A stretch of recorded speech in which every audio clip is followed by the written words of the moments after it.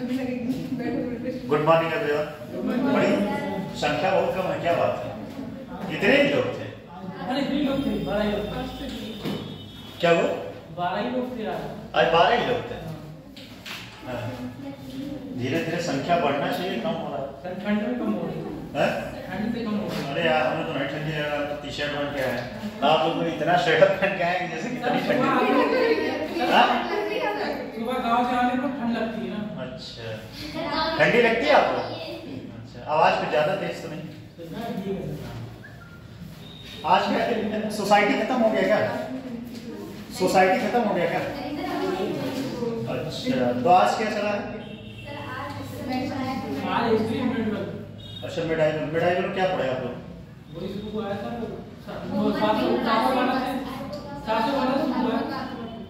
एक लोग बताए, एक लोग 712 से मोहम्मद कासिम। अच्छा, सबसे पहले कौन आया था? मोहम्मद कासिम आया, उससे पहले उसका गुलाम आया था। अच्छा, मतलब उसका गुलाम नहीं, कमांडर। बताइए बताइए साथी, क्या क्या पढ़ी है हिस्ट्री में? अच्छा,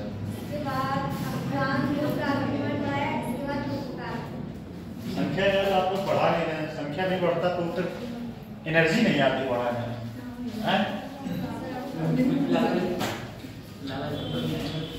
चलिए, कल क्या क्या हो चुका था? कल नक्सलवाद हम लोग पढ़ रहे थे, ठीक है? नक्सलवाद हो चुका था, ठीक? नक्सलवाद में क्या क्या बता दिए थे? नक्सलवाद का डेफिनेशन बताए थे। नक्सलवाद क्या होता है? नक्सलवाद उत्पन्न होने के पीछे क्या क्या कारक होते हैं? कारक में क्या क्या था? कौन बताएगा? सामाजिक आर्थिक कारक। सामाजिक आर्थिक कारक, और क्या था? बेरोजगारी, गरीबी, बेरोजगारी, गरीबी, भुखमरी। नक्सलवाद की शुरुआत कहाँ से हुई थी बताइए? 1967 में पश्चिम बंगाल। पश्चिम बंगाल के कहाँ से? नक्सलवाड़ी गांव। नक्सलवाड़ी गांव से। उसके प्रथम नेतृत्वकर्ता कौन थे? ये मैं बताया नहीं, ये नहीं बताया, एक्चुअली दिमाग से उतर गया था। लिख लीजिएगा, लिख लीजिएगा। चारू मंजूमदार पहली बार उन्होंने नेतृत्व किया था। चारू मंजूमदार, चारू मंजूमदार, कानू कानू कानू सान्याल। चारू मंजूमदार और कानू सान्याल, ये दो व्यक्ति ऐसे थे जो पहली बार नक्सलवाद का नेतृत्व किए थे। मतलब ये नक्सलवाद का नेतृत्व नहीं किए थे, कहने मतलब ये था कि जमींदारों के खिलाफ, जो किसानों का शोषण हो रहा था, उसके खिलाफ इन्होंने पहली बार जो है आंदोलन छेड़ा था, ठीक है? आप लोग कहाँ गए? पानी पी।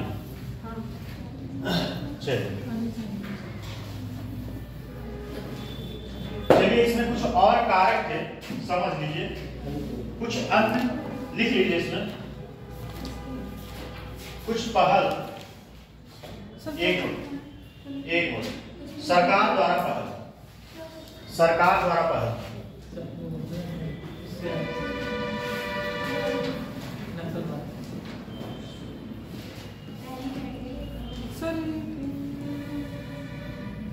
सरकार द्वारा पहल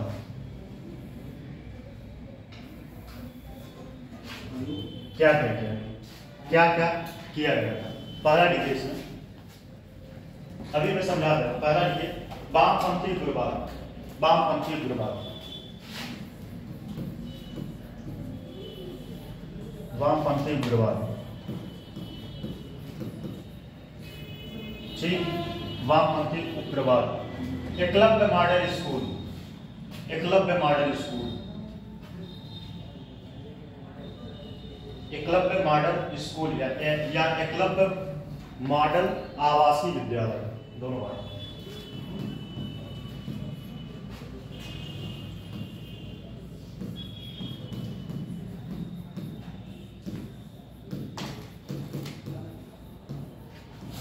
विद्यालय, ठीक? ये सरकार द्वारा कुछ पहल किया गया था। एक और लिख लीजिएगा इसमें, मोबाइल कनेक्टिविटी परियोजना। मोबाइल कनेक्टिविटी परियोजना, मोबाइल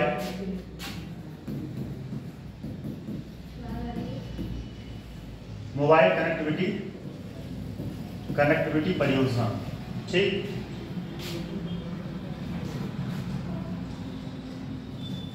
नक्सलवाद प्रभावित क्षेत्रों में सड़क, नक्सलवाद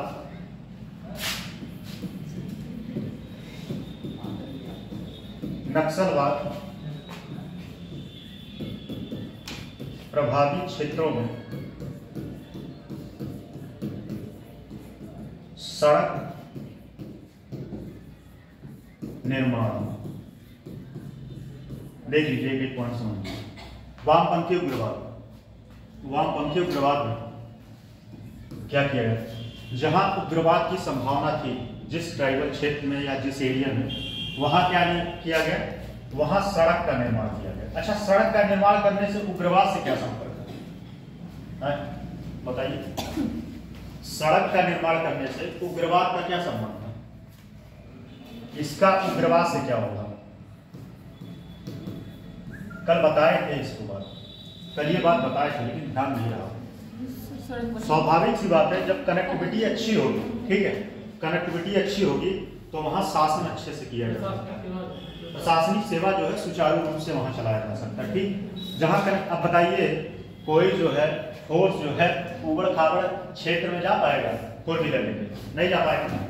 सड़कें अच्छी रहेंगी तो वहां पे जो क्या हो पाएगा? कनेक्टिविटी अगर अच्छी है तो वहां सड़कें अच्छी हैं तो वहां पे जो है नक्सलवाद या वामपंथी को रोका जा सकता है, वामपंथी को रोका जा सकता है। ठीक है, बिजली पहुंचा के जैसे जहां ये सब ज्यादा एक्टिव रहते हैं जंगलों में, ठीक है, ज्यादा एक्टिव कहाँ रहते हैं? जंगलों में, जहां इनको छिपने का मौका मिल सके, तो सड़क का निर्माण कर देना अच्छे से, ठीक है, बिजली पहुंचा देना। तो इन सबसे भी इनके अंदर एक थोड़ा सा भावना जो होता है कि हम बहुत पिछड़े हैं, वो भावना भी खत्म होता है।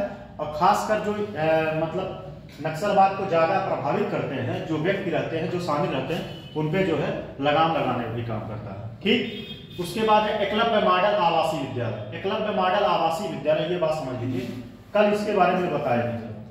ये जो है ट्राइबल क्षेत्र के लिए ये विद्यालय शुरू किया गया है, ट्राइबल क्षेत्र या ट्राइबल के बच्चों के लिए ये विद्यालय शुरू किया गया है। और वहां पे जो है, जो ऐसे बच्चे पढ़ाए जाते हैं जो गरीबी तबके से होते हैं, SC ST OBC और प्लस ट्राइबल क्षेत्र के, वहां आधुनिक क्या हुआ?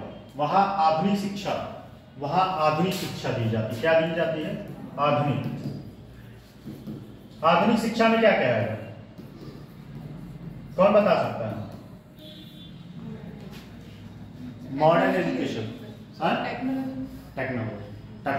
टेक्नोलॉजी और खासकर ज्यादा अंग्रेजी को प्रेफर करना। ठीक है, वैसे अंग्रेजी को प्रेफर करना ही चाहिए इंग्लिश को, इसलिए क्योंकि आने वाले समय में इंग्लिश, हिंदी तो माध्यम सही है, लेकिन आने वाले समय में इंग्लिश का ही बोलबाला रहेगा। अभी भी बोलबाला इंग्लिश का ही है ज्यादातर, ठीक है, लेकिन आने वाले समय में क्या होगा? हिंदी का जो है बोलबाला और कम होने वाला है, क्योंकि आप जैसे लोग हैं किताबें पढ़ते हैं।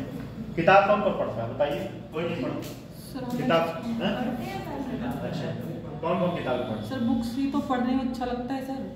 नहीं, ये बात तो सही है। वैसे सच बताएं, मेरा ऐसा मानना है कि बुक्स से जो नॉलेज मिलती है वो मोबाइल से नहीं मिल सकती। वो मोबाइल से कभी नहीं मिल सकती।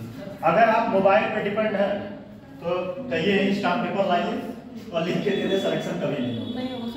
मोबाइल पे अगर डिपेंड है पढ़ाई, तो आज स्टाम्प पेपर 10 रुपए खरीद लाइएगा, ठीक है, और लिख के दे देंगे, सिलेक्शन नहीं होगा मोबाइल के साथ। नींद आती है किताब पढ़ने में, नींद आती। हाँ, तो किताब पढ़ने क्योंकि इंटरेस्ट है नहीं, किताब को इंटरेस्टिंग बनाइए ना, जब इंटरेस्टिंग रहेगा तो नींद नहीं आएगी। ठीक, तो आवासीय विद्यालय समझ में आएगा नहीं? Eklavya model school. तो पहला पॉइंट समझ नहीं आया। पहला पॉइंट नहीं समझ में आया? वामपंथी उग्रवाद पहल कैसे होगी? वामपंथी, देखिए पहली बात तो वामपंथी कल बताए थे ना, वामपंथी बताए थे कि नहीं कल?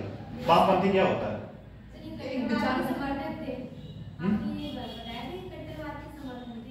ये कट्टरवाद के समर्थक तो थे ही, वर्तमान समय में जो चल रहा है शासन, वह इसको पलट देना चाहते थे। ठीक है, ये जो शासन चल रहा है वह इसके फेवर में नहीं होते। ये चाहते थे कि जो गरीब तबके के व्यक्ति या कह सकते हैं बुर्जुआ समाज के जो लोग हैं, वह जो है उनका शासन पे अधिकार, शासन पे उनका अधिकार। तो वामपंथी में क्या, वामपंथी में जो है सड़क निर्माण से कैसे रोका जा सकता है। जैसे इस विचारधारा को रोक लगाया जा सकता है, कैसे समझिए। जैसे मान लीजिए व्यवस्था अच्छी है, सड़क सुविधा है, वहां लाइट की व्यवस्था है, तो आप अपनी बातें वहां अच्छे से पहुंचा पाएंगे। जो वामपंथी विचारधारा है उसको आप रोक सकते हैं। जैसे किसी गांव में मान लीजिए वो बहुत पिछड़ा गांव है, ठीक, बहुत पिछड़ा गांव है और उसका कनेक्टिविटी से दूर दूर तक कोई वास्ता नहीं है। वहां पे आप कोई एक व्यक्ति जाए और पूरे गांव को ब्रेन वॉश कर सकता है, पूरे गांव को, लेकिन उसका बाहरी शहर से या बाहरी समाज से कोई संपर्क ना हो, तो क्या कर सकता है, लोगों को अपने तरफ आकर्षित कर लेगा। जैसे फॉर एग्जाम्पल मैं ही इस क्लास में हूँ, ठीक, मैं क्लास में हूँ, अब जो बातें मैं बताऊँ आप लोग मान लेंगे, मानेंगे कि नहीं। बाहरी अगर आपका बाहरी दुनिया से संपर्क नहीं है तो ऐसे वामपंथी जो होते हैं ये जाके ऐसे लोगों को अपना टारगेट बनाते हैं कि जो बहुत पिछड़े व्यक्ति हैं, बहुत पिछड़े व्यक्ति हैं, उनको अपने गिरफ्त में लाएंगे, उनको अपने गिरफ्त में लाएंगे। गिरफ्त में लाने के बाद और उनके माध्यम से अपने कार्यों को पूरा करवाएंगे। किसके माध्यम से, जो वहां पे व्यक्ति है। बात समझ में है कि कोई कंफ्यूजन है, बताइए। सर तो हेडिंग ये होनी चाहिए थी वामपंथी उग्रवाद को रोकना। वामपंथी अभी इसका लिखवाए नहीं, हेडिंग अभी लिखवा देंगे, उसके बारे में लिखवा देंगे, ठीक। और मोबाइल कनेक्टिविटी तो स्वाभाविक सी बात है, मोबाइल कनेक्टिविटी रहेगा, टावर अच्छे से रहेगा तभी आप रोक पाएंगे। जैसे अगर मान लीजिए मोबाइल कनेक्टिविटी है, ठीक, कोई उग्रवाद को बढ़ावा देगा, आप उसको तुरंत ट्रेस कर पाएंगे और तत्काल प्रभाव से उसके खिलाफ कार्रवाई कर पाएंगे। जैसे आज के समय में क्या है, मोबाइल अगर आपके पास है तो समझिए आप सेफ नहीं है। अगर आपने कोई कांड किया तो आपका लोकेशन तुरंत बता देगा। जैसे मैं इस क्लास में हूँ, अगर यहाँ पे कोई कांड हो जाए और उसके रिस्पॉन्सिबल हम, लास्ट लोकेशन मेरा ट्रेस करेगा, जीपीएस से पता चल जाएगा कि मैं यहाँ पे हूँ, ठीक है। तो ऐसे अगर वहां पे मोबाइल कनेक्टिविटी रहेगा तो उन सब चीजों के माध्यम से जो है नक्सलवाद को रोका जा सकता है कि नहीं, रोका जा सकता है ना। थोड़ा सा लिख लीजिए तो और समझ में आएगा। एक को पॉइंट और बचा है क्या, नक्सलवाद को प्रभावित करने वाले सड़क निर्माण। अच्छा, इसमें जो है ना काफी ज्यादा मात्रा में सड़क निर्माण किया गया है। जो नक्सलवादी एरिया है, क्षेत्र है, वहां पे जो है सड़कों का निर्माण किया गया है। सड़क का निर्माण 4000 कुछ किलोमीटर का हुआ, 4000 समथिंग, जिसमें उत्तर प्रदेश के भी लगभग 400 कुछ के आसपास सड़कों का निर्माण किया गया। एक तरफ से ऐसे समझिए जैसे नक्सलवादी एरिया है, ठीक है, और उसके चारों तरफ जो है सड़क का निर्माण कर दिया गया। तो इस नक्सलवादी एरिया को कंट्रोल करने के लिए ये सड़क जो है प्रभावी हो सकता है कि नहीं, हो सकता है कि नहीं, बताइए। समझ रहे हैं कि नहीं, समझ में आ रही है बात। चलिए देखिए और जो पॉइंट आएगा समझा देंगे, ठीक है।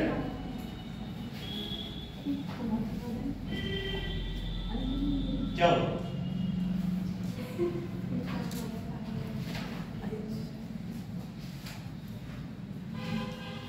देखिए, सरकार द्वारा विकासात्मक पहल,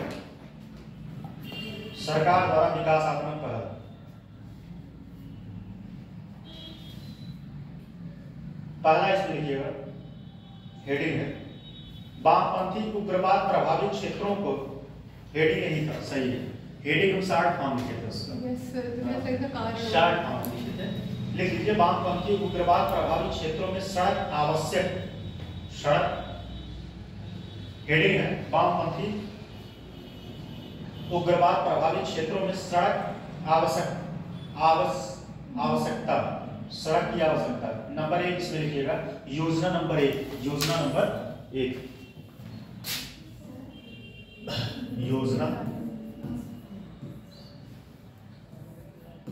1, ठीक, इसमें लिखिएगा, देखिए यह योजना वामपंथी उग्रवाद प्रभावित क्षेत्रों में, यह योजना वामपंथी उग्रवाद क्षेत्रों में सुधार के लिए सड़क परिवहन और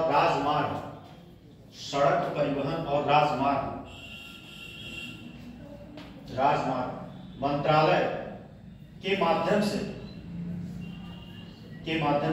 कार्यान्वित की जा रही है।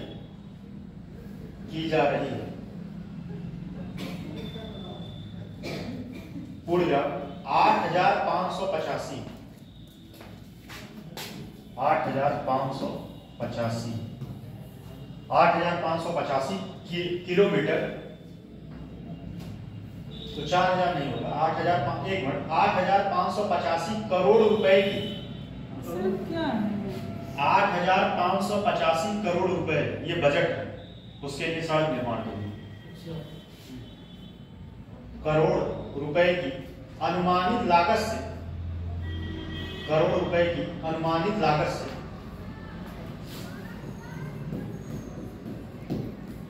करोड़ रुपए की अनुमानित लागत से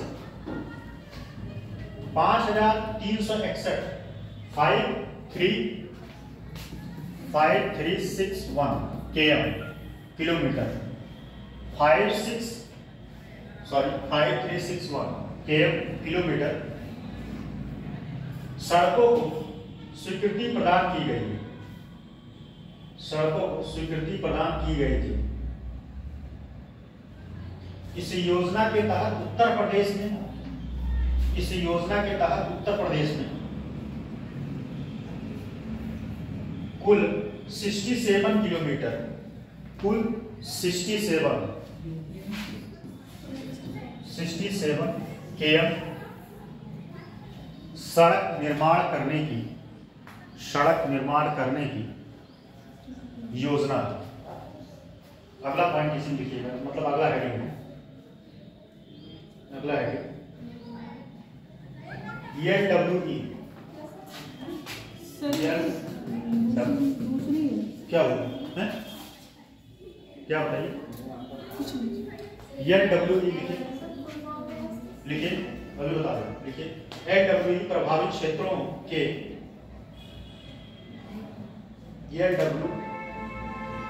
LWE प्रभावित क्षेत्रों के लिए सड़क संपर्क परियोजना, सड़क संपर्क परियोजना LWE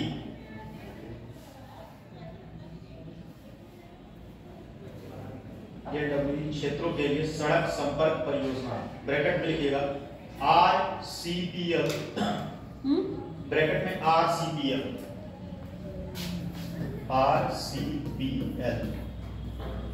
एक्चुअली इसको गूगल करना पड़ेगा, मुझे भी ख्याल नहीं आ रहा ये LWE, कल बता देंगे, ठीक है? इसको गूगल करना पड़ेगा, ये एक योजना है, ठीक?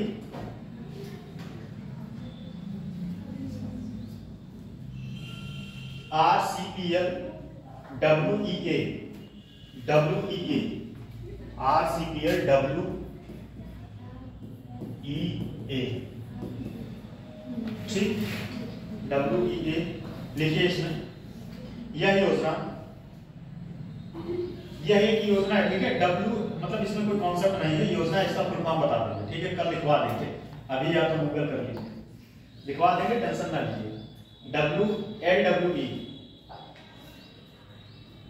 यह योजना ग्रामीण विकास मंत्रालय, यह योजना ग्रामीण विकास मंत्रालय से कार्यान्वित की जा रही है, कार्यान्वित की जा रही है।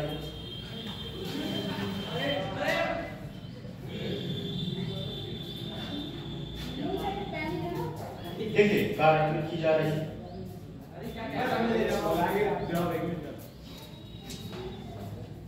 लिखिए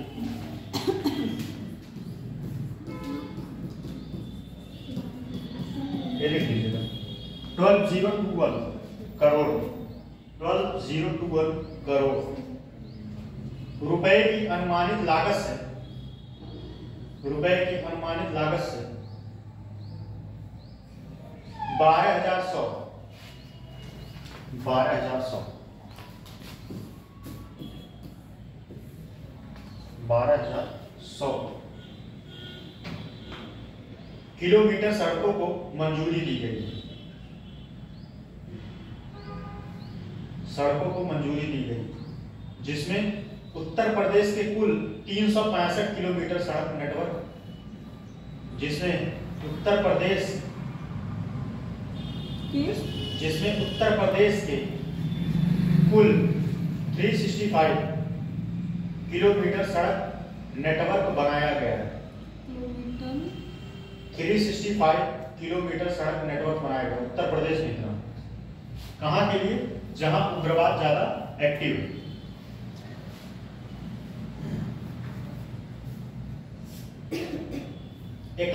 मॉडल स्कूल के बारे में बताया कि इसमें एक पॉइंट लिख लीजिएगा, टोटल भारत में, लिखिए हेडिंग लिख लीजिए, एकलव्य मॉडल आवासीय विद्यालय। इसमें ये लिख लीजिए कौन मंत्रालय चला रहा है, ये बहुत इंपॉर्टेंट है। यह योजना जनजातीय मामलों के मंत्रालय, यह योजना जनजातीय मामलों के मंत्रालय द्वारा चलाया जा रहा है, जनजातीय मामलों के मंत्रालय के द्वारा चलाया जा रहा है, जिसमें कुल 438 आवासीय विद्यालय भारत में, पूरे भारत में आवासीय विद्यालय पूरे भारत में स्थापित किए जाएंगे, जिसमें उत्तर प्रदेश का कुल 4, जिसमें उत्तर प्रदेश के लिए 4, जिसमें उत्तर प्रदेश के लिए 4 आवासीय विद्यालयों की व्यवस्था की गई। ठीक है, अब ये वही ट्राइबल क्षेत्र में होगा आवासीय विद्यालय है। चलिए, मिला जुला के ये टॉपिक आपका, कुछ और पॉइंट है लिख लीजिए। ठीक है,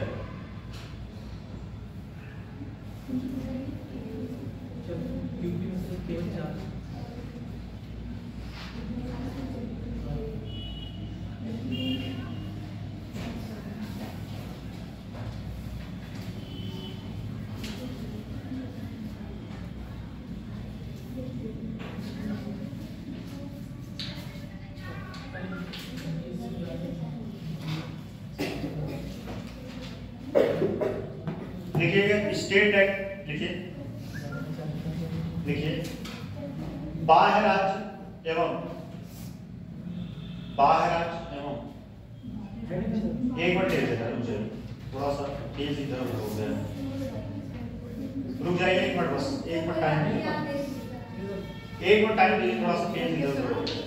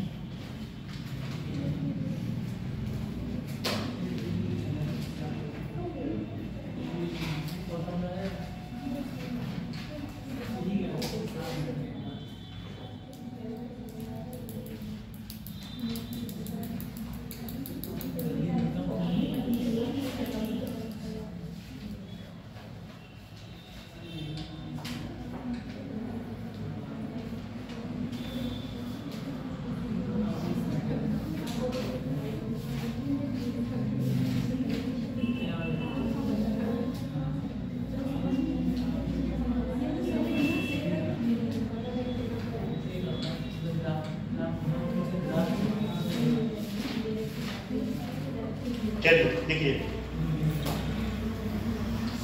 ये टॉपिक समझ लिया, बहुत इंपॉर्टेंट टॉपिक है, यहाँ से क्वेश्चन जरूर बनेगा आपके।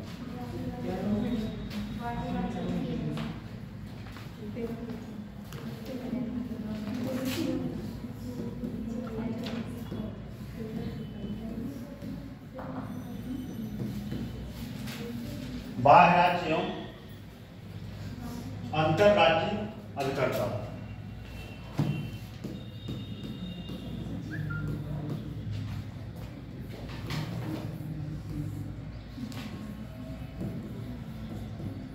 अभिकर्ता। ठीक, पहली बात समझिए, कौन बाह्य राज्य होता है, इसमें 2 है। ठीक, एक होता है बाह्य,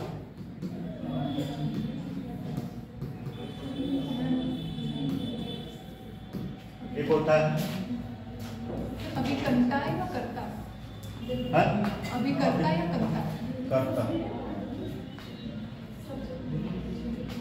एक होता है गैर राज्य अभिकर्ता, एक होता है गैर राज्य अभिकर्ता।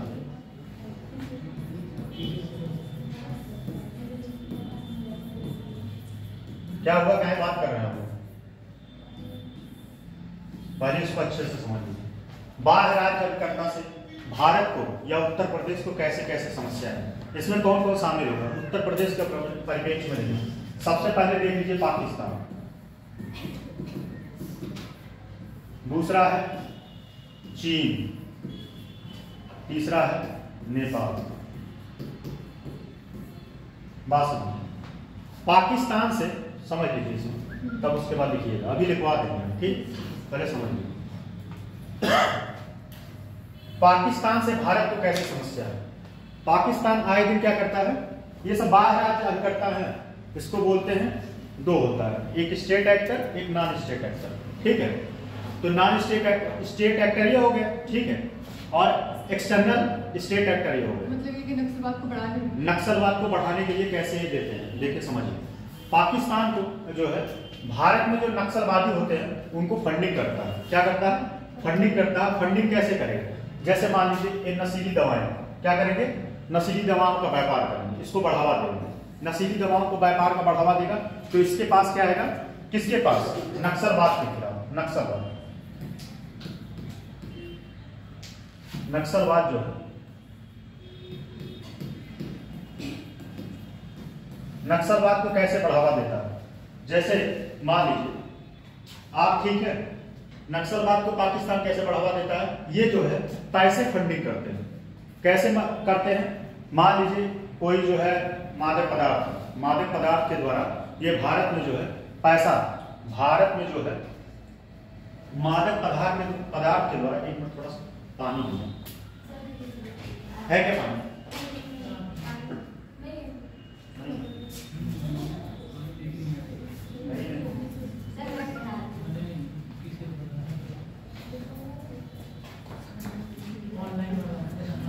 पहला इसमें पाकिस्तान है, नेपाल और चीन है, ठीक है? पाकिस्तान जो है सबसे पहले समझिए, बात समझिए, पाकिस्तान कैसे भारत को प्रभावित करता है। भारत से जो पाकिस्तान के देश साझा करते हैं, सीमा साझा करते हैं, वहां पे ये दो तीन तरीके से भारत के इंटरनल सिक्योरिटी को खतरा पहुंचाता है। जैसे ड्रोन के माध्यम से क्या करेगा? बम गिरा देगा। वहां में कहाँ गिरा देगा? अभी हाल ही में बहुत सारे जगह, जैसे जम्मू कश्मीर में, फिर उसके बाद जो है पंजाब से सीमा साझा करता है, जम्मू कश्मीर से करता है, और कहां से करता है? गुजरात से करता है। तो वहां से क्या करता है? ये ड्रोन के माध्यम से जो है वहां पे क्या करेगा? आंतरिक सुरक्षा को खतरा पहुंचाएगा, वहां बम गिरा देगा। या स्लीपर सेल का नाम सुने नहीं? स्लीपर सेल एक मूवी भी आई थी, शायद अक्षय कुमार की मूवी थी, और बेबी करके नाम था शायद। तो उसमें क्या करते हैं? भारत के एजेंट, जो भारत में उनके एजेंट रहते हैं, उनको एक्टिव करते हैं। उनको एक्टिव करने का मतलब यह है कि उनको पैसा देते हैं कि आप जो है वहां आंतरिक सुरक्षा को भंग करिए, आंतरिक सुरक्षा को भंग करिए। आंतरिक सुरक्षा जब भंग होगा तो उससे देश का विकास रुकता है। देश का विकास कैसे रुकेगा? जो पैसा सरकार कहीं और इन्वेस्ट करता, जो पैसा सरकार कहीं और इन्वेस्ट करता किसी कंपनी को लगाने में, किसी इंफ्रास्ट्रक्चर को लगाने में, या किसी क्या हुआ? अच्छा कोई नहीं, कोई, या किसी इंफ्रास्ट्रक्चर को लगाने में, वो पैसा जाके कहां लगाएगा?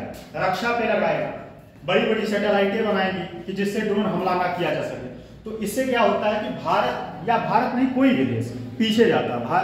कोई भी देश जो है पीछे जाता है, कोई भी देश पीछे जाता है उसके आंतरिक सुरक्षा को अगर आप भंग करेंगे, आंतरिक सुरक्षा को। जैसे मान लीजिए आप एक छोटा सा एग्जांपल समझाएं, आपका घर है, अगर कोई बाहरी व्यक्ति आपके घर में इंटरफेयर करेगा तो क्या होगा?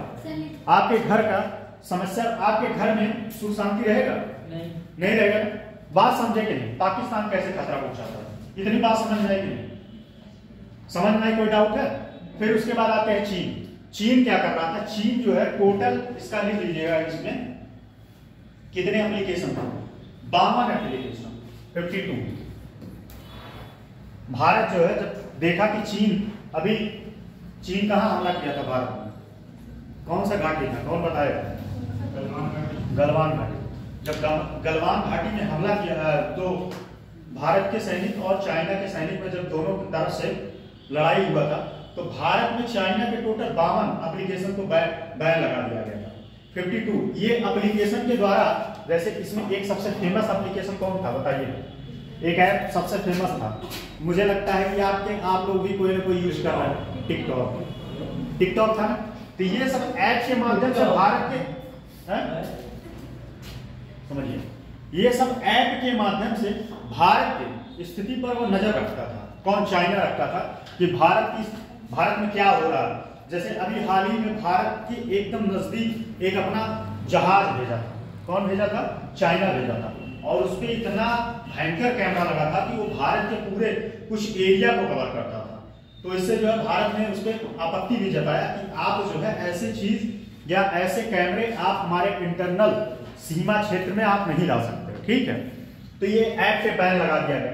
इस ऐप के माध्यम से क्या हो रहा था? इस ऐप के माध्यम से फंडिंग हो रही थी, जो नक्सलवाद थे उनको पैसा भी पहुंचाया जा रहा था, और उनसे जो है भारत की स्थिति पर नजर भी रखी जाती थी। बात समझ में आई? चाइना में क्या होता है, सॉरी नेपाल में सबसे बड़ा खतरा इसलिए है, नेपाल में जो है पहली बात तो यहाँ पे वीजा नहीं लगता है, वीजा नहीं लगता। अभी हाल ही में एक जो है बहुत बड़े पाकिस्तान से भाग के चली गई पाकिस्तान से तीन देशों को वो यहीं से आई थी, नेपाल हो, मतलब 3 देशों से नेपाल से होके आई थी। और नेपाल का फायदा देखो, उसके पास दिमाग कितना था कि नेपाल में जो है वीजा नहीं लगता। वो पता नहीं कहाँ से भ्रमण करते हुए और नेपाल से भारत में एंट्री कर ली। तो यहाँ से क्या होता है, ह्यूमन ट्रैफिकिंग समझते हैं नहीं, मानव तस्करी। मानव तस्करी सुने? मानव तस्करी यहाँ से बहुत भयंकर होता है। भारत से लोगों को जो है, भारत से लोगों को और देशों में, नेपाल से और देशों में, नेपाल के मार्ग से और देशों में व्यापार किया जा रहा है। किसका? मनुष्य का व्यापार किया जा रहा है 2 तरीके से। एक तो यौन शोषण के लिए, दूसरा बधुआ मजदूरी के लिए।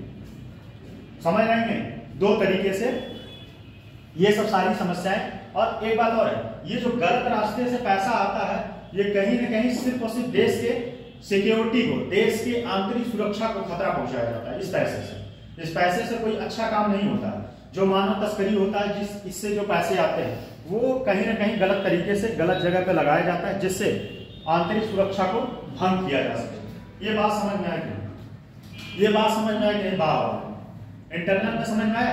क्या क्या किस कारण की वजह से भारत को जो है नुकसान पहुंचा सकता है। दूसरा इसमें क्या है, गैर, इसमें लिख लीजिएगा, एक पॉइंट लिख लीजिए, समझा देगा। ठीक है, देखिए पहले नशीले पदार्थों की तस्करी, नशीले पदार्थों की तस्करी गैर राज्य करता है। नशीले पदार्थों की, नशीले पदार्थों की तस्करी। ठीक, अगला पॉइंट इसमें लिखिएगा, मानव तस्करी। मानव तस्करी, अगला पॉइंट मानव तस्करी। फिर उसके बाद है वामपंथी उग्रवाद। वामपंथी उग्रवाद, वामपंथी उग्रवाद। तीसरा पॉइंट है नागरिकता समाज संगठन। अब इसमें नशीले पदार्थों के बारे में समझिए। नशीले पदार्थों की ये जो है, ये भारत के लिए सबसे बड़ा खतरा है। ये गोल्डन ट्रायंगल, गोल्डन ट्रायंगल के बारे में जानते हैं? कौन कौन दे सकता है? कौन बता सकता है?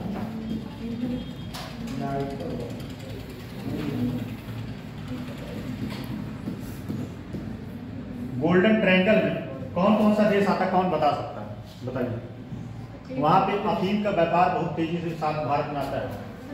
शायद म्यांमार, थाईलैंड, अफीम है, म्यांमार, थाईलैंड, लाओस की।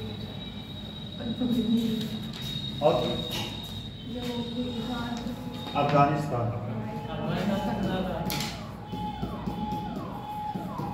अफगानिस्तान, ठीक, अफगानिस्तान, ईरान। अफगानिस्तान लिखिए, अफगानिस्तान, ईरान लिख लीजिए। अफगानिस्तान, ईरान, अफगानिस्तान, ईरान,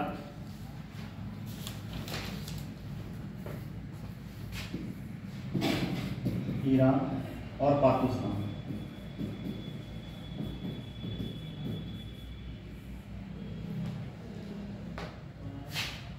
लिख लिए।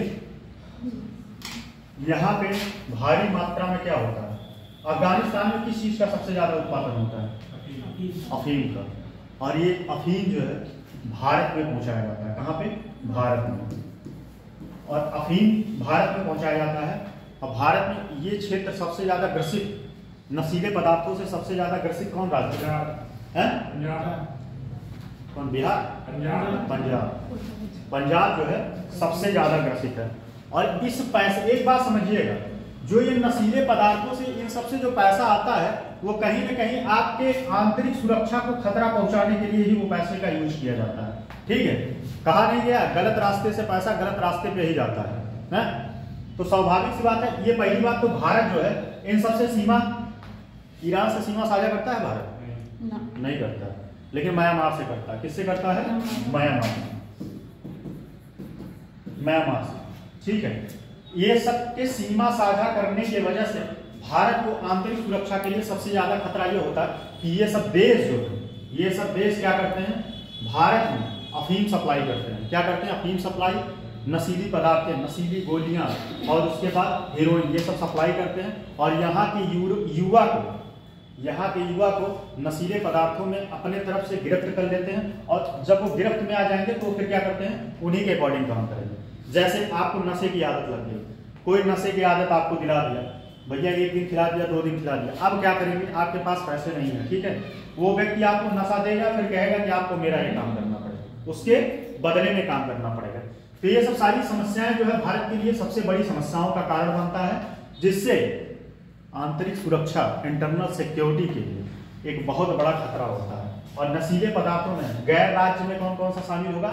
नशीले पदार्थ होंगे, उसके बाद जो है क्या है, कौन कौन सा? गोल्डन ट्रायंगल, ये नशीले पदार्थ। और क्या क्या बताया?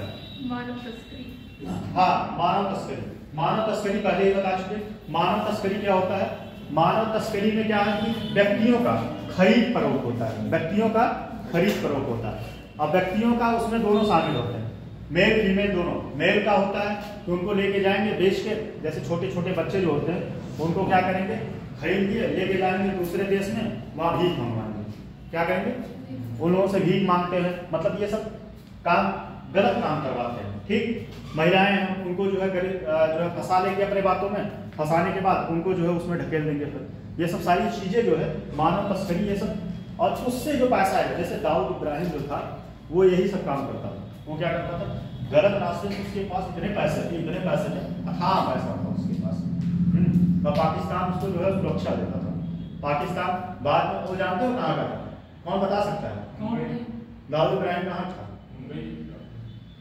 बताइए बताइए, कहाँ था? कहाँ ध्यान कहाँ है? कहाँ का था? उत्तर प्रदेश का था। हाँ, उत्तर प्रदेश का था। यूपी का था, मुंबई में स्टार्ट किया था ना रहने का। उत्तर प्रदेश का था, आजमगढ़ से था, उत्तर प्रदेश से। और वो ये सब गलत तरीके से पैसा बहुत इकट्ठा किया था और पाकिस्तान उसको जो है प्रशय दिया था, सुरक्षा दिया था। वो गलत तरीके से पैसा लाता था। और इसे मनी लॉन्ड्रिंग भी, इसमें अगला टॉपिक है मनी लॉन्ड्रिंग। मनी लॉन्ड्रिंग जब अभी आएगा तो बताएंगे मनी लॉन्ड्रिंग क्या होता है। मनी लॉन्ड्रिंग से भी समाज के लिए बहुत बड़ा खतरा का काम करता है, सब भारत की अर्थव्यवस्था को ये डाउन कर देता है मनी लॉन्ड्रिंग। इसमें लिखवाने की बात है, लिखवा दें कि जैसा आप लोग कहें, लिख लीजिए, सब कुछ पॉइंट लिख लीजिए। बाह्य अभिकर्ता द्वारा प्रस्तुत चुनौतियां, पाकिस्तान पहला, बाह्य अभिकर्ता द्वारा प्रस्तुत चुनौतियां,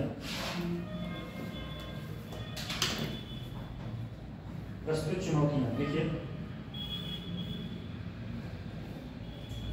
पाकिस्तान से हथियार पंजाब सीमा पर, पहला लिख लीजिए, उसमें पहला लिखिएगा पाकिस्तान, पहला पाकिस्तान से हथियार पंजाब सीमा ड्रोन की मदद से, पाकिस्तान से हथियार पंजाब सीमा पर ड्रोन की मदद से गिराए जाते हैं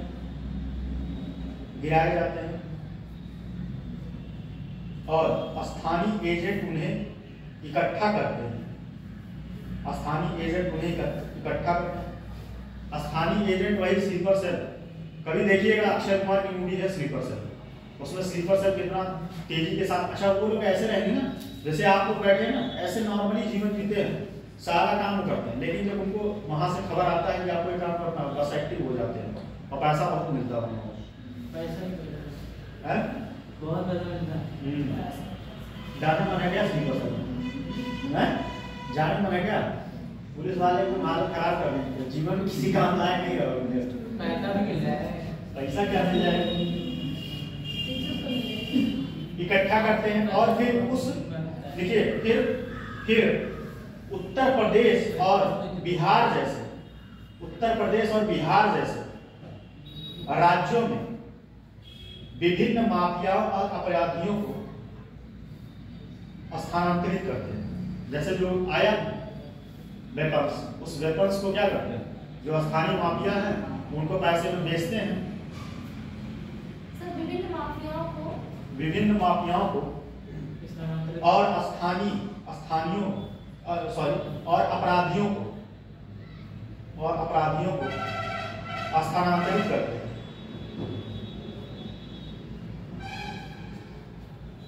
अगला पॉइंट है भारत नेपाल और भूटान सीमाएं, इसी में लिखिएगा भारत नेपाल और भूटान सीमाएं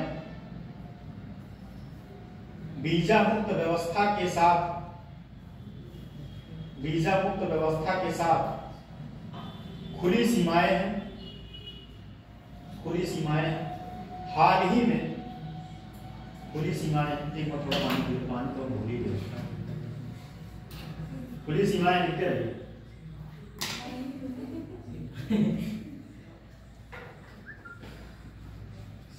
सीमाएं वो सीमा अलग नहीं है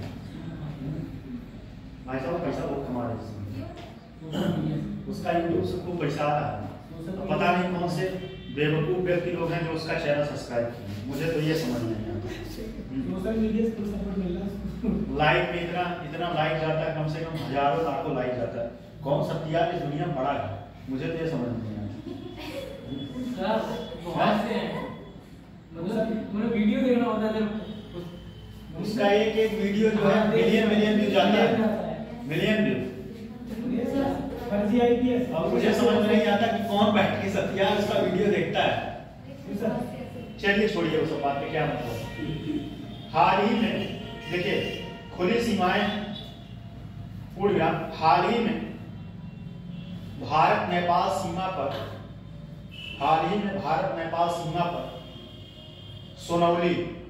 सोनौली कहाँ है, कौन बताएगा? सोनौली कहाँ है? उत्तर प्रदेश में है कि नेपाल? बताइए, न्याय बताइए आप। उत्तर प्रदेश में तो नहीं होगा, आप बताएंगे सर। नेपाल और भारत की सीमा पे ही होगा। मेरे ख्याल से नेपाल में है और ये सिद्धार्थनगर से थोड़ी दूर पे है। सीमा पे है ना, बस सीमा पे सर, नेपाल में ही सर, मतलब पूर्ण रूप से नेपाल में। हाँ, नेपाल में और सिद्धार्थनगर से थोड़ी दूर पे। सिद्धार्थनगर से ज्यादा दूर नहीं है, सिद्धार्थनगर से 50-60 या 70-80 किलोमीटर के आसपास में सोनौली की बस जाती है। अभी देखिए दिल्ली सोनौली बस देखेंगे, दिल्ली सोनौली वही है। सोनौली कामा महाराजगंज जिला, महाराजगंज कहाँ है? यूपी में है। किससे सीमा साझा करता है? गोरखपुर नहीं, वो सही बताया, गोरखपुर से सीमा साझा करता है। और किससे करता है? अंतरराष्ट्रीय सीमा किससे? नेपाल की हो जाएगा, वही है।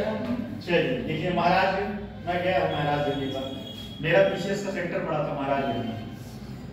महाराजगंज, अच्छा महाराजगंज एक जिला है, महाराजगंज को काट के जो है फरिंदा उसमें पड़ता है। फरिंदा को जो है 76 डिस्ट्रिक्ट घोषित करता है। यस सर, अभी जल्दी में फरिंदा कहाँ है? उसकी ये महाराजगंज, और वहाँ पे एक चीज और है, जो रामसर साइड में सामने है। कौन बता सकता है?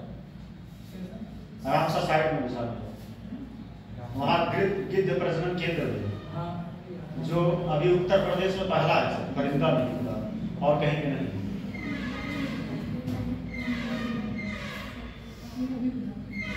महाराजगंज जिला में एसएसबी द्वारा, एसएसबी वही सशस्त्र सीमा सुरक्षा बल द्वारा एक पाकिस्तानी आतंकवादी को गिरफ्तार किया गया था जो उत्तर प्रदेश की आंतरिक सुरक्षा के लिए बड़ा खतरा था।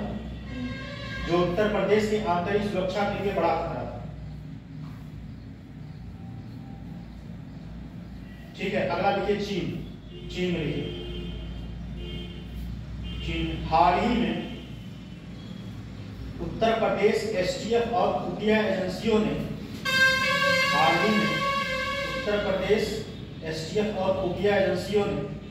डेटा समझौता और सुरक्षा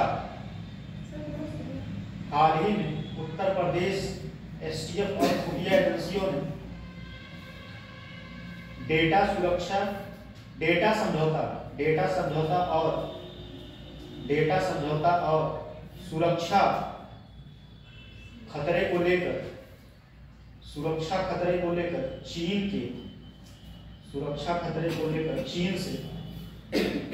चीन से जुड़े 52 मोबाइल एप्लीकेशन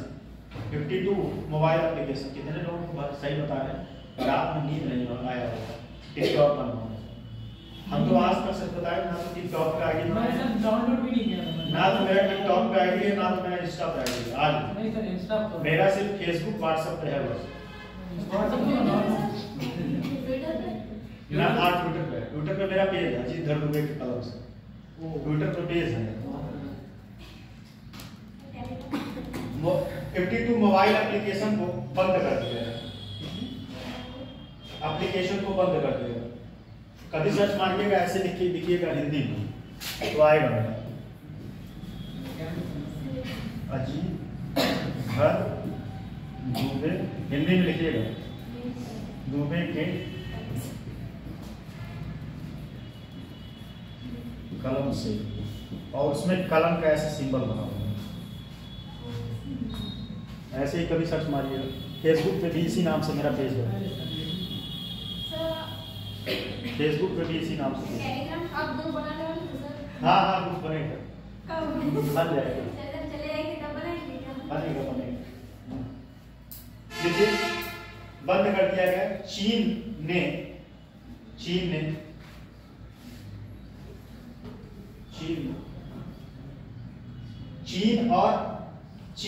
चीन और भारतीय उग्रवादी समूहों के बीच सुविधा का संबंध और अवसरवाद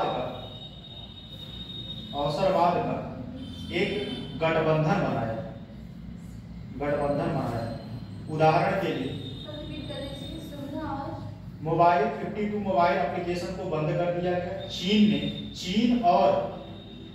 चीन और भारतीय उग्रवादी समूहों के बीच सुविधा का संबंध और अवसरवाद का, इसके अच्छा ये लिख लीजिए तो पूछते हैं, अवसरवाद का एक गठबंधन बनाया। उदाहरण के लिए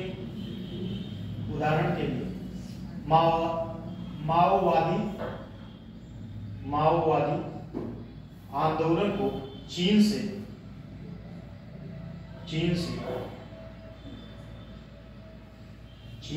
दार्शनिक, नैतिक,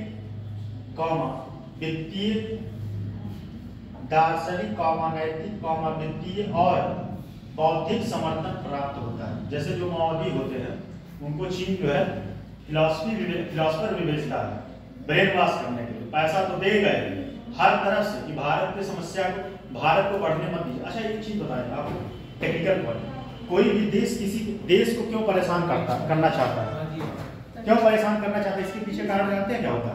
कारण ये होता है कोई भी देश अगर तेजी के साथ ग्रोथ कर रहा है तो उसके इंटरनल क्षेत्र में जाके हमला करना, फिर वो जब ग्रोथ कर रहा है अब वो वहां से दिमाग उसका डाइवर्ट होके अपने रक्षा क्षेत्र पे आ जाए, अब वो सारा पैसा जो है रक्षा क्षेत्र पे इन्वेस्ट करने लगे, फिर उसका विकास रुक जाएगा। क्या होगा?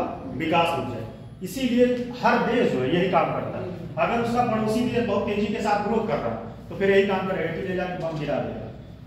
जैसे आप ही लोग, जैसे आपका परिवार कोई बढ़िया ग्रोथ कर रहा है, जाके कुछ 4 बात लगा दीजिए, फिर उसके बाद कहानी खत्म, रुक जाएगा, फिर आप आपसे लड़ना शुरू। तो ये सब होता है। ठीक, गैर राज्य, अब लिखिएगा गैर राज्य, इसमें हेडिंग लिख लीजिए बस, क्योंकि हम लिखवा तो दिए, बता दिए इसमें। गैर राज्य अभिकर्ता द्वारा उत्पन्न चुनौतियां, पहला है नशीले पदार्थों की तस्करी, लिख ही लेंगे आप लोग, नशीले पदार्थों की तस्करी। ठीक, दूसरा पॉइंट इसमें है, हेडिंग है मानव तस्करी, लिख लेंगे ना, मानव तस्करी। चौथा पॉइंट है वामपंथी उग्रवाद, वामपंथी को बहुत अच्छे से बता ही दिए हैं, वामपंथी उग्रवाद। एक और लिख लीजिएगा नागरिक समाज संगठन, इसको लिख लीजिए इसके बारे में, नागरिक समाज संगठन।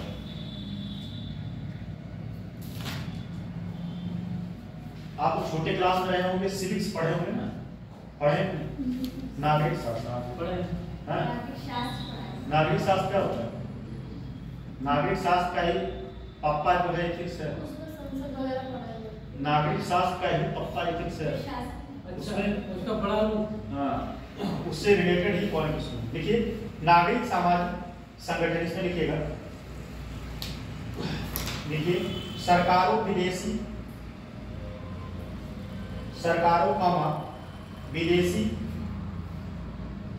विदेशी दाताओं से, विदेशी दाताओं,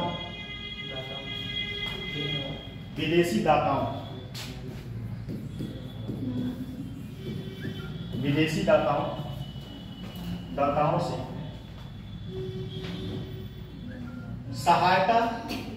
सहायता प्राप्त धन के दुरुपयोग, सहायता प्राप्त धन के दुरुपयोग और हेराफेरी के गंभीर आरोप और हेराफेरी के गंभीर आरोप और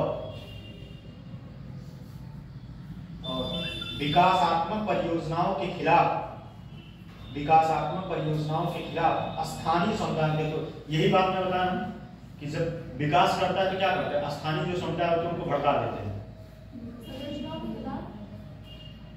स्थानीय परियोजनाओं के, एक मिनट, विकासात्मक परियोजनाओं के खिलाफ स्थानीय समुदायों में असंतोष को भड़काने में, असंतोष को भड़काने में उनकी भागीदारी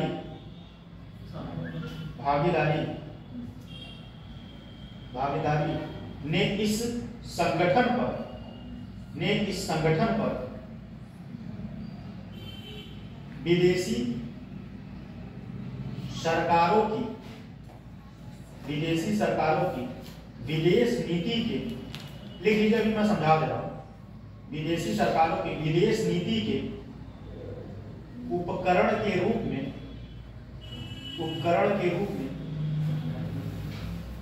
काम करने का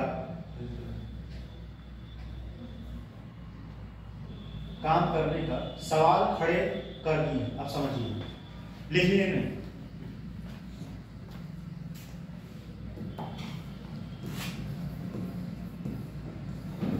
एक एनजीओ का नाम सुने नहीं? जब बीजेपी सरकार जो है बीजेपी सरकार में आया था तो देश में बहुत सारे ऐसे एनजीओ थे जिनको रोक लगा दिया गया। इसमें एनजीओ को रोक लगाने के पीछे कारण क्या था? बहुत सारे एनजीओ ऐसे थे जो भारत की सुरक्षा के लिए, भारत के लिए जो सुरक्षा था उसको खतरा पहुंचाते थे, उसको फंडिंग करते थे, आंतरिक अशांति को बढ़ावा देते थे, भारत में आंतरिक अशांति को बढ़ावा देते थे। ऐसे कुछ एनजीओ थे। जब उनका जांच किया गया तो पकड़ में आया, और एग्जैक्ट गूगल कर लीजिए, शायद जो है 3000 से ज्यादा ही एनजीओ थे जिसको बंद कर दिया गया।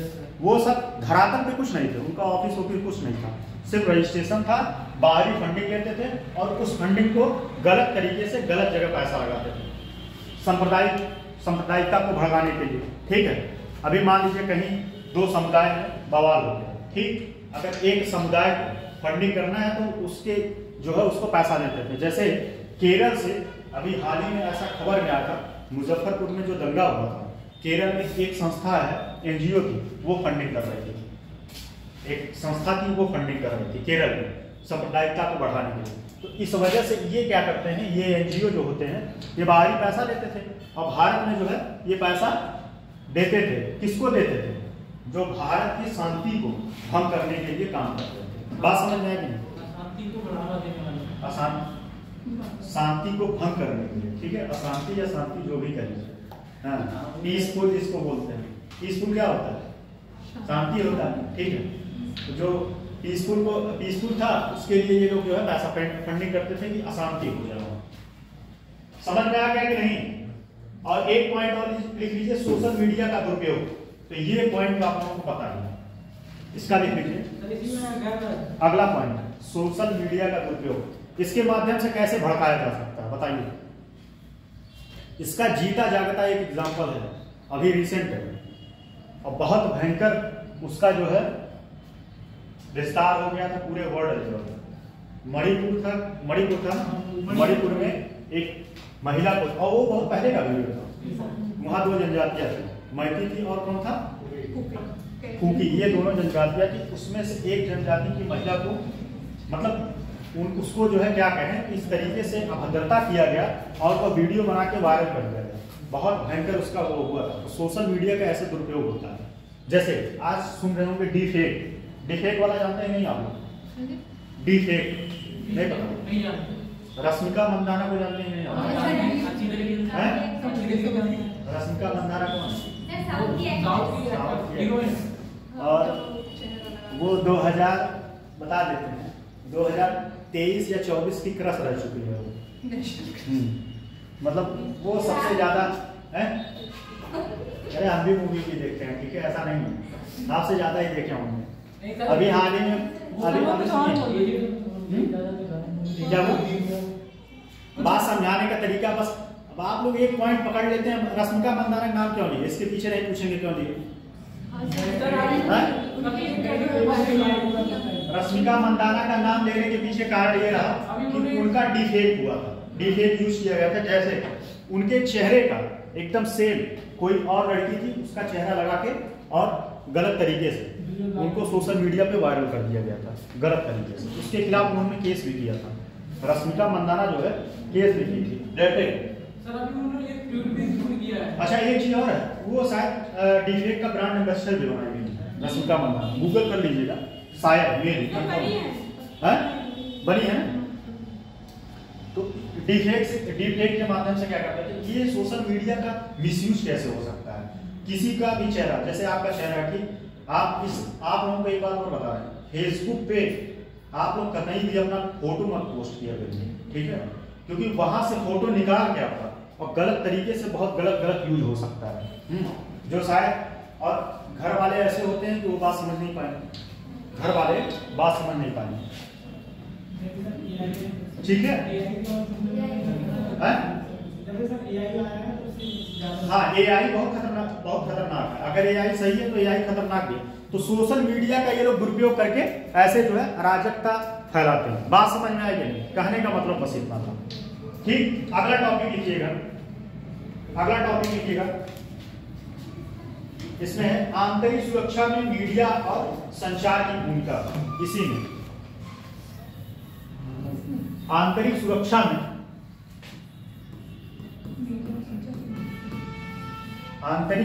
में मीडिया और संचार की भूमिका।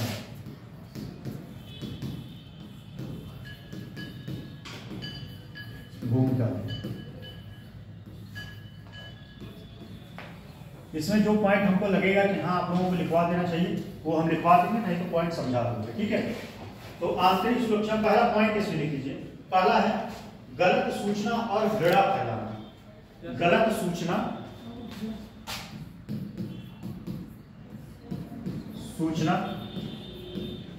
और घृणा फैलाना, ठीक। अगला इसी में लिखिएगा, इसी में अगला पॉइंट लिख लीजिए, साइबर अपराध और डेटा उल्लंघन। साइबर अपराध और डेटा उल्लंघन, साइबर अपराध और डेटा उल्लंघन।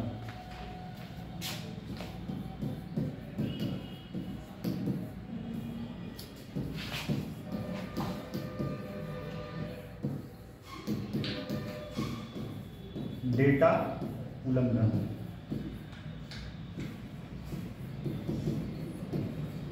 साइबर अपराध और डेटा उल्लंघन। अगला है, इसमें है आतंकवादी गतिविधियों को, आतंकवादी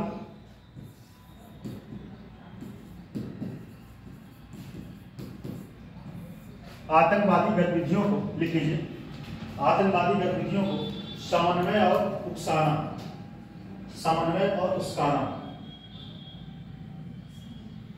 उकसाना।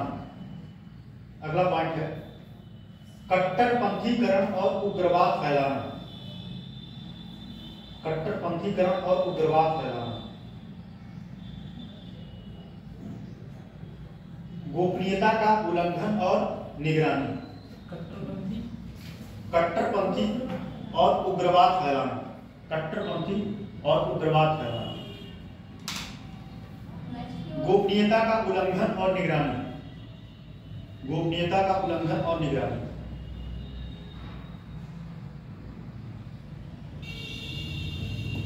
अब समझिए,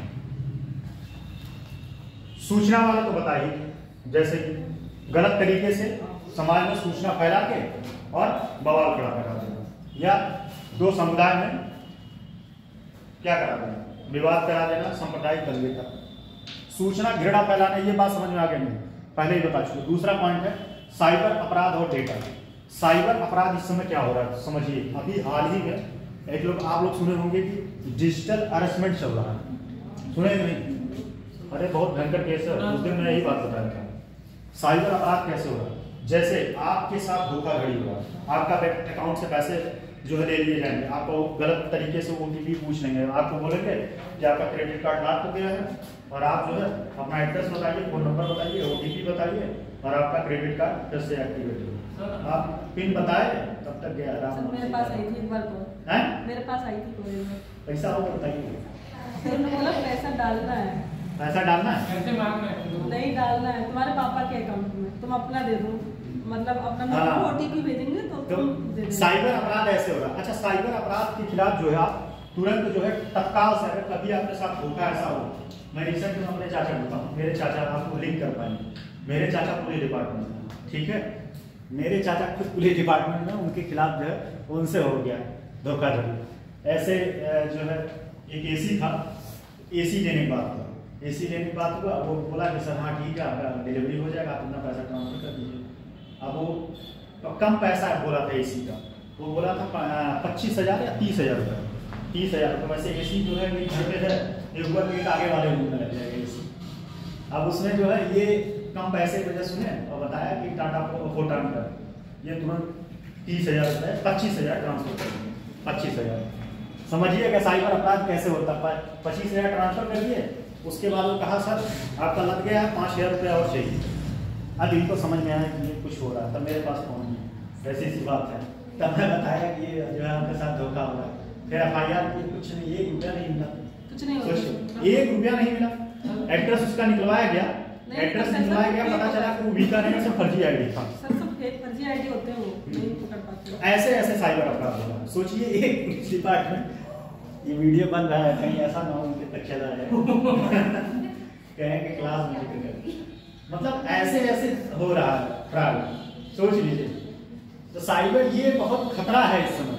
साइबर डेटा, और डेटा कैसे क्या करते हैं, आपका डेटा हैक कर लेंगे। डेटा हैक आप सुने होंगे, अभी हाल ही में बहुत सारे लोगों का आधार कार्ड से पूरा डाटा निकाल लिया गया था और इसमें फेसबुक भी कहीं ना कहीं इन्वॉल्व हो गया था। इसके पहले जो है अमेरिका का चुनाव हुआ था, उसमें बहुत सारे लोगों का जो है डाटा निकाल के उनका मोनोपोली कर दिया, सॉरी उनका ब्रेन वॉश कर दिया गया और वो वोट कहीं और देना चाह रहे थे, वोट कहीं और दे दिए हैं। अगर ट्विटर से बैन ना लगाया गया होता ट्रंप तो पिछली बार वोट जीत गया होता ट्रंप। इसीलिए एलन मस्क ने ट्विटर को ही खरीद लिया। इस बार ट्रंप को जीतने में सबसे बड़ा रोल ट्विटर का है, सबसे बड़ा रोल। एलन मस्क जो है खरीद लिया था ना, ट्रंप का आदमी है ना, तो वो बात सही है। अगर पिछली बार भी अगर ट्विटर पे उसको बैन ना लगा होता तो कर लेता। तो ये सब क्या करते हैं, डाटा हैक कर लेते हैं। बात समझे कि नहीं, थीम समझे कि नहीं, समझ में आया है? अगला इसमें क्या है, आतंकवादी गतिविधियों को, तो स्वाभाविक सी बात आतंकवादी गतिविधियों को बढ़ावा देंगे। इसमें एक पॉइंट और है, कट्टरपंथी उग्रवाद को फैलाना। कट्टरपंथी जैसे कोई व्यक्ति, इसमें कट्टरपंथी का उग्रवाद को कैसे फैलाया जाता है। आप मान लीजिए कट्टर हिंदूवादी, ठीक, आप कट्टरवादी हिंदूवादी हैं और आपके लिए कोई ऐसा वीडियो या कोई ऐसा चीज आपको दिखाया गया जिससे आपका कट्टरपंथी भड़क गया और आप जो है मार काट कूद रहे। ऐसे लोगों को ही जो है ब्रेन वॉश किया जाता है समाज के खिलाफ भड़काने के लिए। अब हमको कोई भड़का सकता है? कुछ नहीं। मुझे, मैं एकदम हिंदू हूँ, ब्राह्मण हूँ, ना तो मैं कट्टरवादी ब्राह्मण हूँ ना तो कट्टरवादी हिंदू। हम सभी जाति धर्म का सम्मान करते हैं, जितना मुझे हर जाति धर्म के लोग मित्र हैं। तो कट्टरवाद को जैसे पहले तो उनका माइंड मेकअप देखा जाता है। जैसे मान लीजिए कोई व्यक्ति है, आप ही इस क्लास में हैं, कोई एक जाति विशेष धर्म का है, ठीक, और वह अपने जाति विशेष धर्म को बहुत सबसे सर्वोपरि मानता है। उसी लोगों को हाईजैक किया जाता है, उसी लोगों को हाईजैक करके और उनसे जो है गलत काम करवाया जाता है और उनको कैसे भड़काया जाता है कि देखिए आपके लोगों के खिलाफ ऐसा हो रहा है, वैसा हो रहा है। इस तरीके से उनको भड़काया जाता है और वो जो है कट्टरवाद को उतर आते हैं और गलत तरीके से गलत काम करना शुरू कर देते हैं। ये बात दिखाने वाली है कि नहीं? बात समझ में आएगी? एक बात पॉइंट इसमें लिख लीजिए, क्योंकि एक पॉइंट लिख लीजिए इसमें, साइबर अपराध और डेटा उल्लंघन। ये लिख लीजिए, साइबर अपराध और डेटा उल्लंघन। इंटरनेट और मोबाइल फोन का जैसे लगता है मोबाइल फोन जैसे ही बढ़ रहा है वो समस्या का कारण बन रहा है। जान, मोबाइल फोन इतना बड़ा समस्या का कारण है कि अगर आप कुछ भी गलत कर दें, ये सोचिए कि हम बच जाएंगे, बच नहीं सकते, आप पकड़े जाएंगे। और इसलिए कभी कुछ जीवन में कभी तो पहली बार गलत मत करिएगा, कभी गलत मत करिएगा। अगर जीवन में कभी कुछ गलत करते हैं तो मोबाइल फोन पहले छोड़ दीजिएगा, तो आपका लास्ट लोकेशन ट्रेस करे। मतलब हम बढ़ावा नहीं दे रहे हैं, ठीक। देखिए साइबर अपराध, देखिए इंटरनेट और मोबाइल फोन का बढ़ावा, इंटरनेट और मोबाइल फोन का बढ़ता उपयोग साइबर अपराध जैसे ऑनलाइन धोखाधड़ी, पहचान की चोरी। वही पहचान की चोरी जैसे किसी का आईडी निकाल लेना, क्या हो लिख नहीं रहे, कराई दे रहे हैं।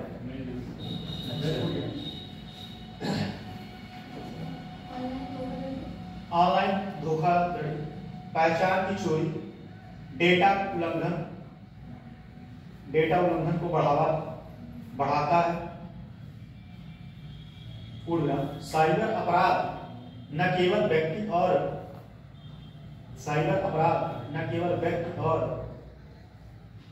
व्यवसायियों को आर्थिक रूप से क्षति पहुंचा सकता है, बल्कि न केवल व्यक्ति और साइबर अपराध न केवल व्यक्ति और व्यवसायों को आर्थिक रूप से क्षति पहुंचा सकता है, बल्कि संवेदनशील सरकारी डेटा की भी चोरी कर सकता है। अच्छा, संवेदनशील सरकारी डेटा का चोरी, अभी हाल ही में वहाँ मुंबई का जो रेलवे है, मुंबई का रेलवे को हैक कर दिया।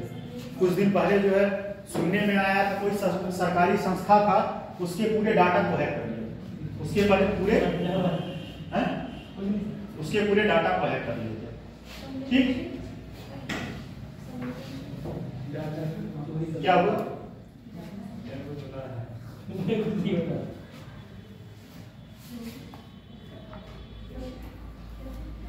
अब देखिए अगला, आंतरिक सुरक्षा में संचार और नेटवर्क की भूमिका।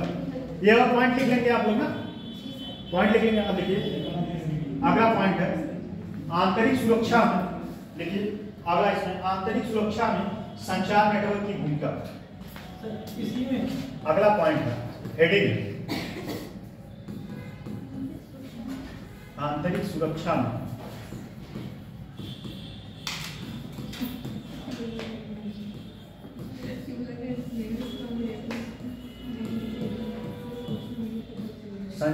नेटवर्क की भूमिका।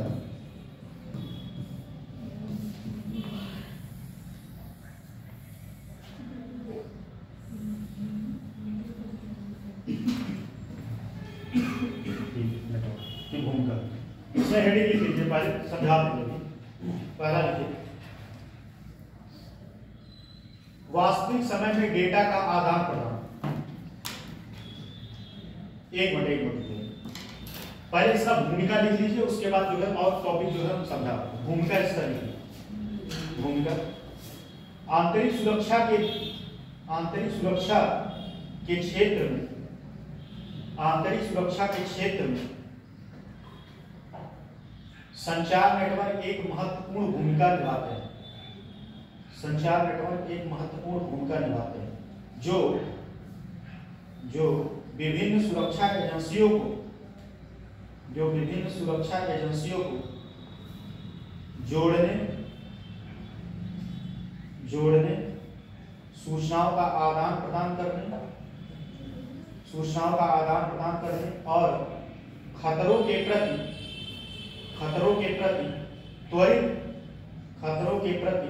त्वरित प्रक्रिया को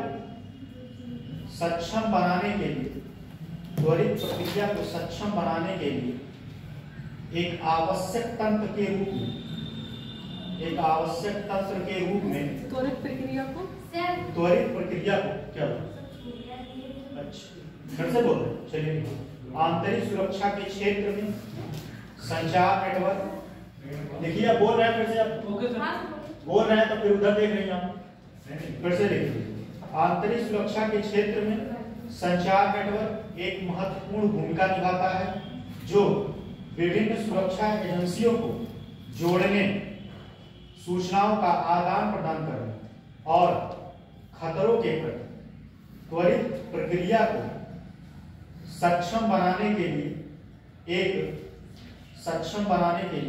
एक आवश्यक तंत्र के रूप में कार्य करते हैं। सुरक्षा के विभिन्न पहलुओं पर उनका प्रभाव अविश्वसनीय। एक मिनट एक काम करिएगा, भूमिका उसका भी लिख लीजिए, नहीं लिख नहीं पाएंगे आप। भूमिका उसका भी लिख लीजिए जो इसके पहले का था, ठीक है, उसके पहले वाले हेडिंग का भी भूमिका लिख लीजिए।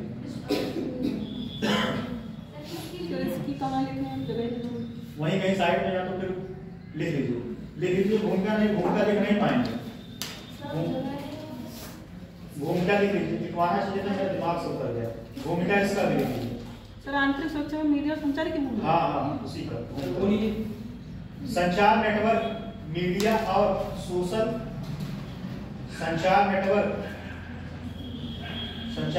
मीडिया और सोशल नेटवर्किंग साइटों के माध्यम से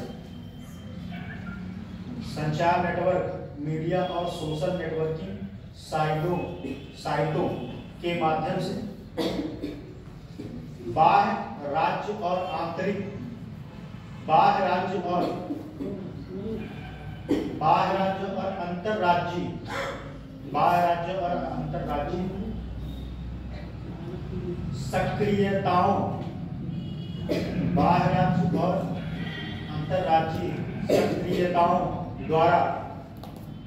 सक्रियताओं द्वारा आंतरिक सुरक्षा के लिए कई चुनौतियां उत्पन्न करती हैं,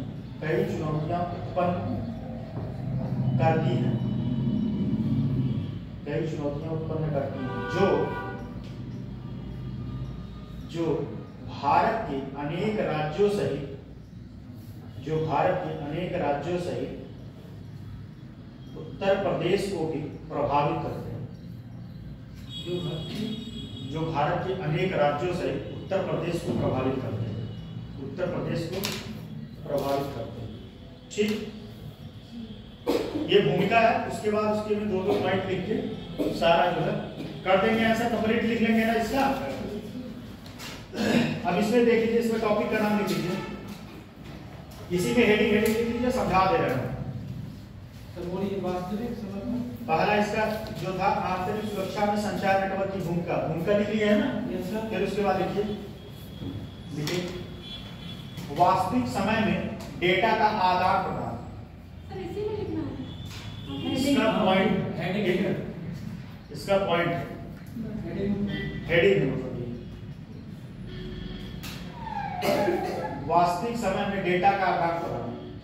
ठीक, फिर अगला पॉइंट इसमें अगला है सहयोग के लिए एकीकृत मंच। सब देख लीजिए, अभी समझा देंगे। सहयोग के लिए एकीकृत मंच, सहयोग के लिए एकीकृत मंच। अगला है संदिग्ध गतिविधियों के लिए निगरानी, संदिग्ध गतिविधियों के लिए निगरानी। फिर अगला है रोकथाम के लिए डेटा विश्लेषण। अगला है रोकथाम के लिए डेटा विश्लेषण, रोकथाम के लिए डेटा विश्लेषण। पहले इसमें समझ लीजिए वास्तविक समय में डेटा का आदान प्रदान।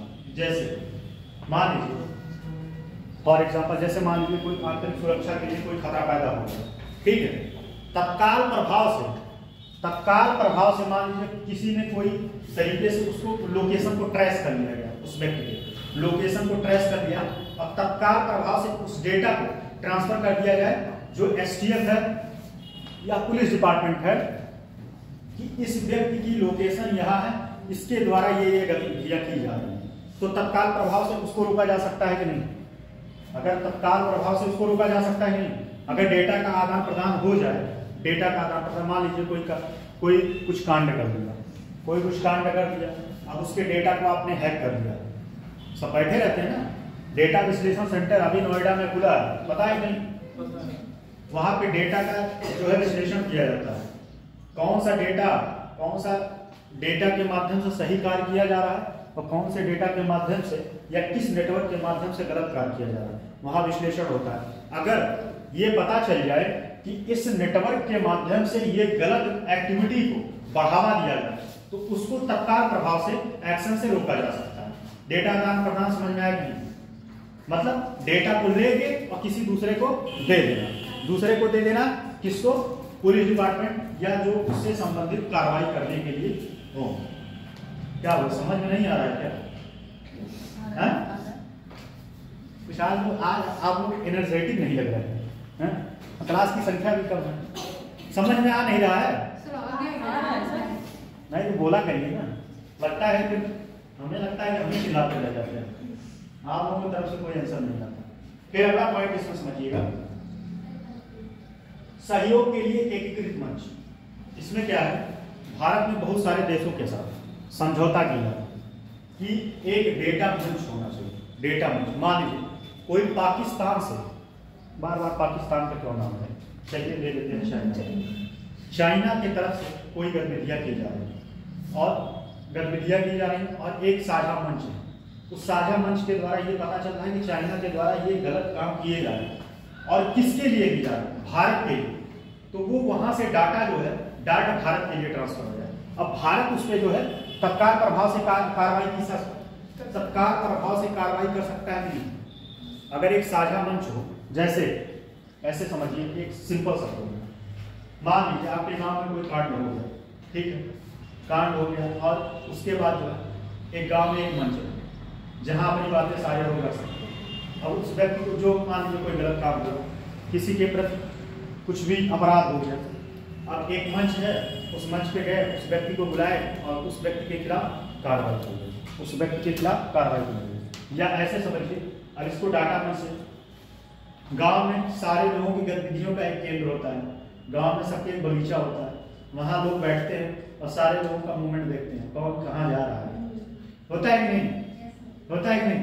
गांव में देखते होंगे कि एक बगीचा होता है, उस बगीचे में 2-4 लोग हमेशा बैठे रहते हैं और उनका एक ही काम रहता है, सत्यारी, कौन किसके घर जा रहा है, कौन किसके घर आ रहा है, किसके घर क्या जा रहा है। तो डाटा रिसर्च करते हैं, नहीं डाटा रिसर्च करते हैं और वो सर्कुलेट करते हैं। बात समझ में आया आसान भाषा में? अगला पॉइंट इसमें क्या है? अगला पॉइंट है संदिग्ध गतिविधियों के लिए निगरानी, तो स्वाभाविक सी बात है, डाटा रिसर्च हो जाएगा तो उसके बाद निगरानी, उसके खिलाफ एक्शन होगा, उसके खिलाफ एक्शन करके और उसको रोका जा सकता है। एक बात बताइएगा, पॉइंट लिख लेंगे कि नहीं? नहीं लिख पाएंगे तो हम बात बताइए, हैं? उसके बाद है एक पॉइंट लिख लीजिए, ये लिख लीजिए, संदिग्ध गतिविधियों के लिए निगरानी, ये लिखिए, संदिग्ध गतिविधियों के लिए निगरानी, संदिग्ध गतिविधियों के लिए निगरानी लिखिए इसमें।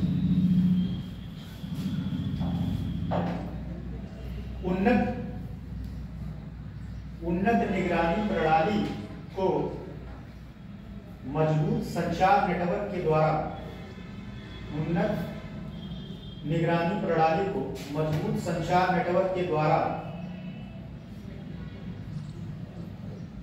सक्षम है अपराधियों को संवेदनशील क्षेत्रों, सार्वजनिक स्थानीय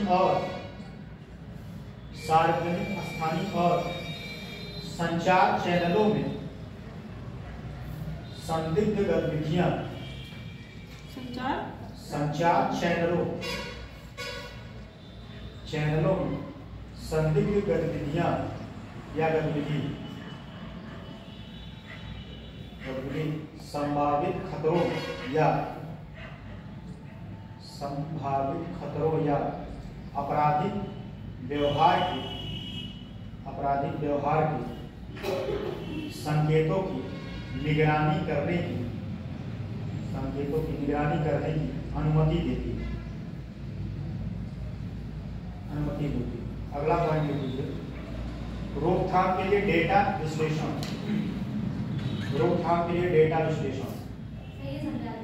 हाँ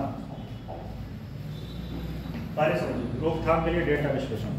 डेटा विश्लेषण में क्या किया जाता है, उसमें जो है अभी नोएडा में खुला, ठीक है, वहां बहुत सारे डेटा होते हैं, उस डेटा पे रिसर्च किया जाता है कि कौन सा, आप दोनों बात कर लीजिए या तो समझ लीजिए बात।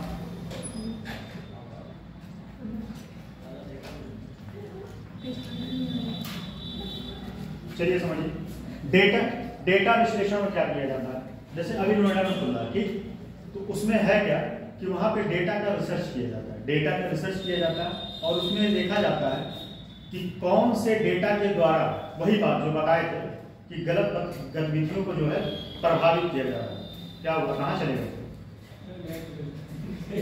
गलत गतिविधियों को जो है बढ़ावा दिया जा रहा है, किस डेटा के माध्यम से। और उसमें बहुत सारे जो आईआईटीएन होते हैं, सॉफ्टवेयर कह सकते हैं या कंप्यूटर इंजीनियर होते हैं, वो बैठ के डेटा का रिसर्च करते हैं। अच्छा, डेटा एनालिटिक का जो पोस्ट भी होता है टीसीएस में और सारी कंपनियों में। अच्छा, एक चीज इसका सिंपल सा एग्जांपल आपको बता रहे हैं कैसे, जैसे आप लोग देखते हैं कि जैसे आपके मोबाइल से आप जो भी यूट्यूब पे ज़्यादा सर्च करते हैं, वो आपका रिसर्च होता है कि आप किस चीज़ में ज़्यादा इंटरेस्टेड है, कभी देखेंगे नहीं आप, बार बार वही आता है। ये बैठ के वहाँ रिसर्चर जो डाटा रिसर्चर होते हैं, वो बैठ के यही सब रिसर्च करते हैं, किस व्यक्ति का किस में इंटरेस्ट है, फिर उसके बाद वही चीज उसके पास भेजना पड़ता है, वही चीज एआई के द्वारा पहचान लिया जाता है। हाँ, इसमें भी यही होता है। तो वो रिसर्चर जो होते हैं, रिसर्चर यही काम करते हैं। सर ये तो सब नॉर्मल, सर वो एआई के द्वारा पहचान लिया जाता है, फिर कोई वीडियो आती है। गूगल में सर्च करो सूज, तो आप सूज देखेंगे उसकी 2 मिनट, अब यूट्यूब पे जाएंगे तो ऐड दिखाएगा सूज। और एक बात आपको इंटरेस्टिंग बात बताया, शायद नहीं पता होगा, एक इंटरेस्टिंग बात बताया, नेट कभी ऑन करके और किसी प्रोडक्ट के बारे में बात करें, फिर देखिए गूगल और यूट्यूब पे आपको वही आएगा, नेट ऑन करके। समझ लीजिए आप लोग सेफ नहीं है।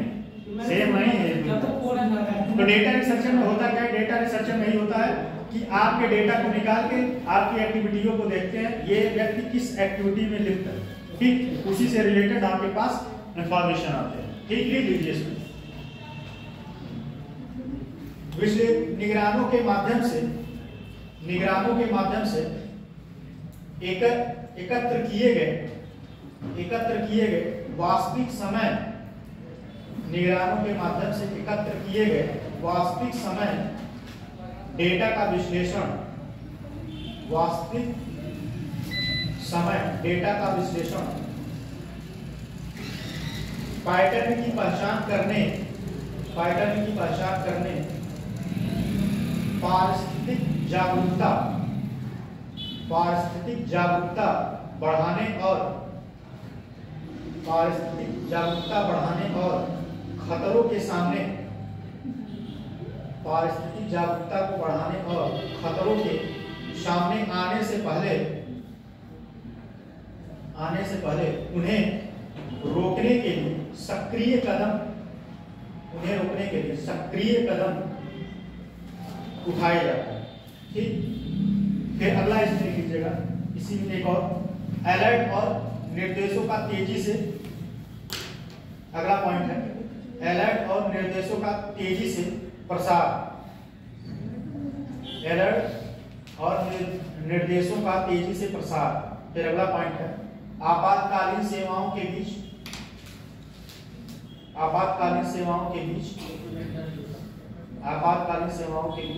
समन्वित प्रयास। ठीक, अगला पॉइंट महत्वपूर्ण जानकारी का संग्रह,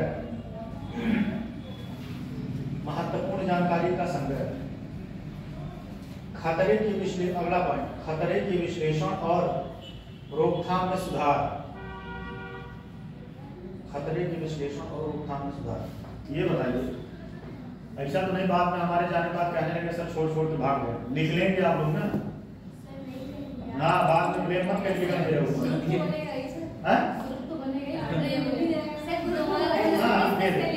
देखिए ग्रुप में जो भी बात नहीं समझ में आएगा बताइए, ग्रुप बनाएंगे। ठीक,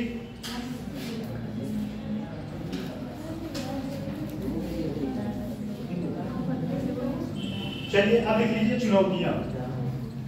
देखिए अगला पॉइंट है चुनौतियों से निपटने के लिए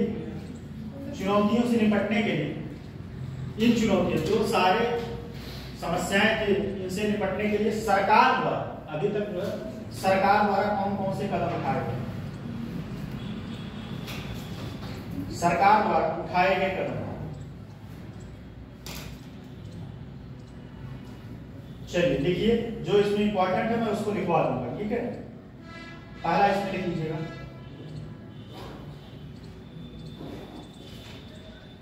ये पहला लिखिए एंटी नारकोटिक्स टास्क फोर्स, इसके बाद थोड़ा सा एंटी चुनौतियां।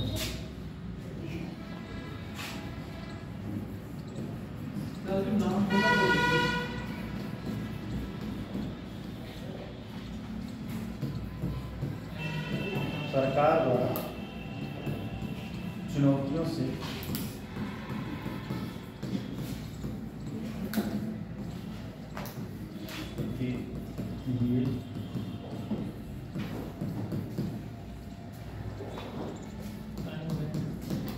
कदम सर आए हैं कि नहीं?